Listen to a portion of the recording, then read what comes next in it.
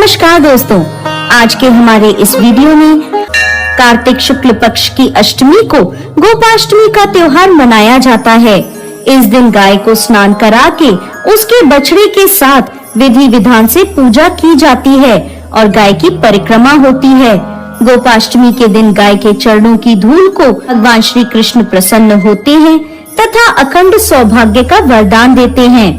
गोपाष्टमी की प्राचीन कथा के अनुसार प्राचीन काल में जब भगवान श्री कृष्ण 6 वर्ष के थे, तब वह माँ यशोदा से कहने लगे, माँ, मैं बड़ा हो गया हूँ, अब मैं बछड़े चराने नहीं जाऊँगा, अब मैं गौ माता के साथ जाऊँगा।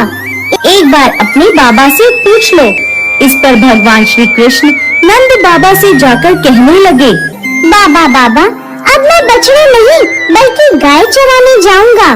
नंद बाबा ने भगवान श्री कृष्ण को समझाने की बहुत कोशिश करी, लेकिन बाल गोपाल की हट के आगे उनकी एक न चली।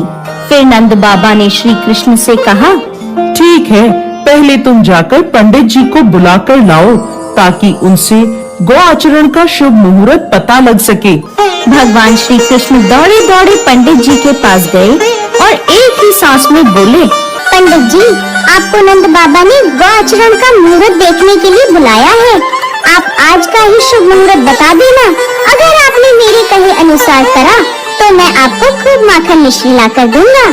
पंडित जी भगवान श्री कृष्ण की बात सुनकर मुस्कुरा दिए और नंद बाबा के पास गए और पंचांग देखकर गणना करने लगे।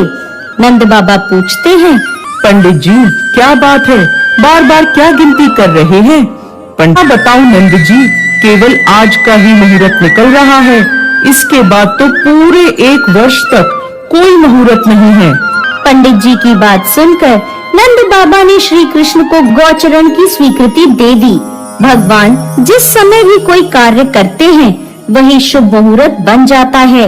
उसी दिन से भगवान श्री कृष्ण ने गौचरण का कार्य आरंभ किया और वह शुभ तिथि कार्तिक मास के शुक्ल पक्ष की अष्टमी थी।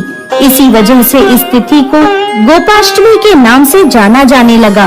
इस दिन कामधेनु गाय ने भगवान श्री कृष्ण का अभिषेक किया था।